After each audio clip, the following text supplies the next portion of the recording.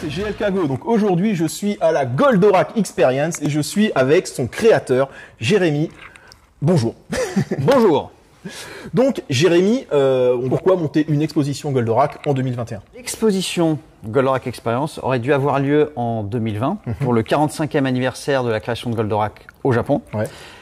Cause Covid oblige, on a dû décaler comme tout le monde en 2021. On a changé le nom du 45e anniversaire en Goldorak Experience, Ouais.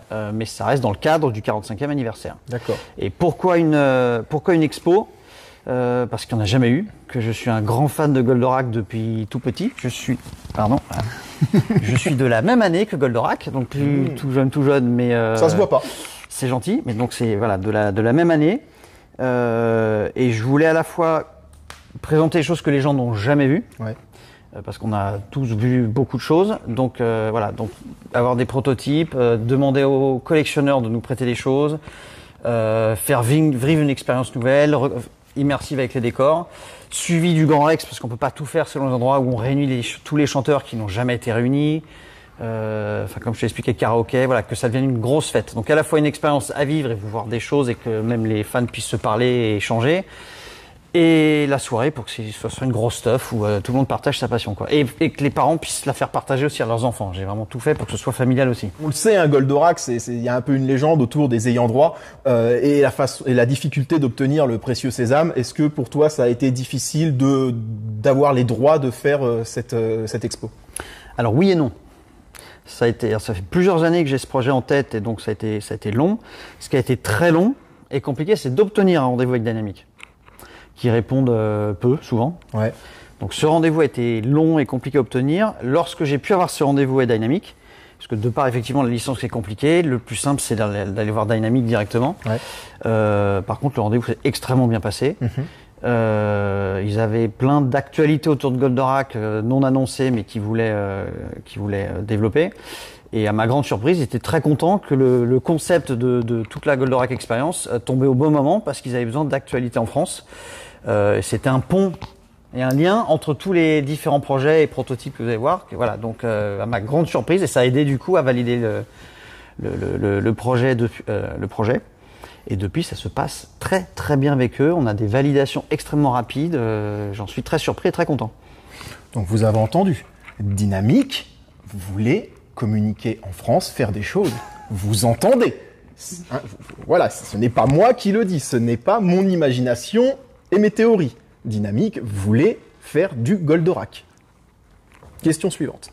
Jérémy, j'aimerais que tu m'en dises un petit peu plus sur ce fameux sondage que j'ai réussi à faire passer grâce à toi, parce que j'ai quelques sceptiques qui... Oui. Alors, j'en ai beaucoup des sceptiques, mais j'en ai certains, ils sont un petit peu hard quand même, et qui pensent que le questionnaire vient de vous, de la Goldorak Experience. Non, moi, il ne met d'aucune utilité ce questionnaire. Donc c'est tout simplement, comme je t'ai dit, les échanges avec Dynamic se passent très bien. Donc ils m'ont demandé à titre de service si je pouvais questionner mon entourage ou les gens qui viennent à l'expo sur les questions que tu as eues. Je te l'ai envoyé, tu m'as proposé de le partager pour qu'on ait plus de réponses, ce qui était une très bonne idée. Donc voilà, mais c'est vraiment non, c'est pour Dynamic, pour les questions que tu as vues dedans. Ils veulent sonder un peu le public français. Pour des choses qu'on aimerait toi comme moi qui arrivent, mais c'est...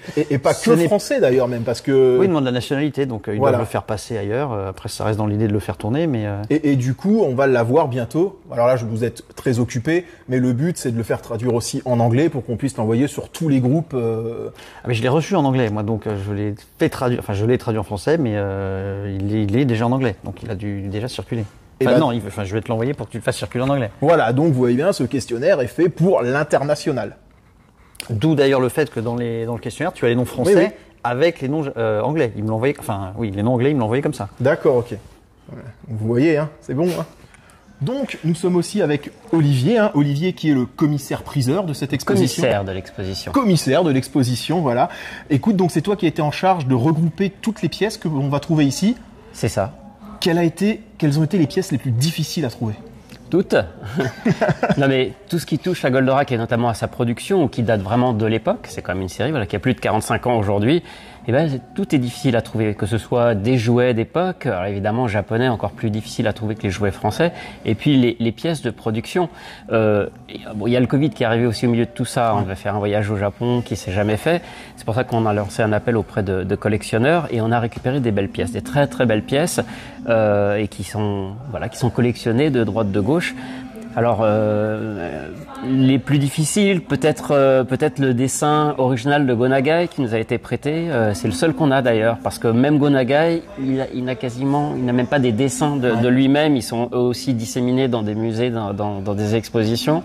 Donc, en trouver un en France, ça c'est quand même assez exceptionnel. Mais voilà, il y a aussi toutes les recherches. Alors évidemment, les celluloïdes, on a réussi à en collecter beaucoup. Il y en a qui sont plus beaux que d'autres, il y en a qui sont plus rares, il y en a qui sont grands. Surtout quelques pannes, c'est les formats, les plans de caméra qui scrollent. On a quelques beaux cellulos très grands, géants, qui sont magnifiques. On a un décor du professeur Procyon face à ces écrans où on peut distinguer le décor, plusieurs couches aussi, et une petite animation d'une navette qui bouge sur l'écran. On a quelques originaux aussi des croquis préparatoires de Hidargos, de navettes de Vega, et ça aussi c'est des originaux qui sont très fragiles d'ailleurs et qui sont vraiment magnifiques. Voilà, puis il y a quelques très belles pièces de celluloïdes, ces fameux dessins qui servent à créer l'animation. Voilà, enfin en fait, mais vraiment chaque pièce a été un peu une quête pour arriver à récupérer et à réunir tout ce matériel. Tout ce que tu as récupéré pour cette exposition, d'ailleurs tout n'est pas encore arrivé, je n'ai pas tout vu, hein, malheureusement. Quel est ton coup de cœur? Quelle est pour toi la pièce maîtresse, entre guillemets, de cette exposition? Alors, il y a des objets rares qu'on avait classés dans ce qu'on appelait nous la Golden List, qui sont des vieux jouets japonais figurines, donc très content de les avoir. Voilà. Mais mon coup de cœur, c'est un dessin original dessiné par Gonagai en couleur, ce qui est rare, qu'il a dessiné en 83 pour son ami, un ami français, pendant son voyage de noces. Donc il y a une histoire autour de ce dessin et il est, les gens le verront, tu l'as vu, très très beau. Il est magnifique. On dirait les couleurs sont magnifiques, on dirait qu'il a été dessiné hier. Oui, c'est vrai que signé, il est là, signé de Nagai, bien signé sûr. de Nagai, oui, non, il est vraiment magnifique ce dessin. Je suis pas sûr que je vais le rendre d'ailleurs. Nous sommes maintenant avec Alex. Alors Alex, toi tu as la chance d'être là depuis quelques jours parce que tu as aidé à l'installation et tu as prêté beaucoup de pièces de ta collection personnelle. Oui, j'ai eu la chance d'être contacté par Olivier, ce qui fait que participer à un partage comme ça, c'est quand même exceptionnel. C'est vraiment très très bien de pouvoir justement avoir accès à des choses vraiment magnifiques et sans en dire trop, parce que on veut surtout pas en dire trop. Voilà, ouais, parce que c'est le nerf de la guerre d'un travail super bien fait par des fans. Et franchement, c'est un gros respect à Jérémy et Olivier, parce que grâce à eux, on va avoir quelque chose avec un respect énorme pour tous les prêteurs, parce que ça aussi, je trouve, c'est un coup de chapeau d'avoir confiance. C'est parce que c'est comme ça qu'on partage au plus grand nombre. C'est un vrai partage de passion ici. Mais oui, ça. Exactement. Et l'ennui aussi, c'est que souvent, nous, les très gros collectionneurs, on a tendance à dire oui, l'argent.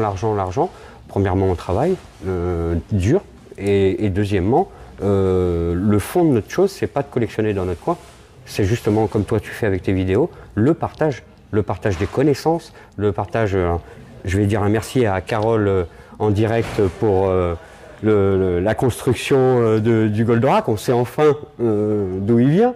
Donc je trouve ça, toi, les partenariats, le partage, c'est ce qui me motive. Et quand Olivier m'a dit, est-ce que tu es prêt pour te dire, sur 3 jours, j'ai ramené encore. Et s'il ne m'avait pas arrêté, je pense que j'en ramènerai encore. Donc après, on a une chance extraordinaire. C'est que c'est vraiment une expo immersive, comme ils l'ont appelé. Et je trouve que c'est vraiment une expérience. Voilà, exactement, une expérience qui, avec plein de surprises. Eh ben écoute, merci. Merci, Jacques. Merci à toi. On a la chance, lors de cette exposition, de découvrir des visuels, des nouveaux visuels. Parle-nous-en un petit peu. Alors, on va voir lors de l'exposition une vingtaine de nouveaux visuels dessinés par mon ami Alexis Talon, qu'on a envoyé à Dynamic, qui nous ont validé. Tiens, t'as Actarus qui pointe sa tête, c'était drôle. Il y a Actarus qui pointe le bout de sa tête. Ouais, j'ai vu, voilà, regarde. Ah, regarde. Oh, Actarus!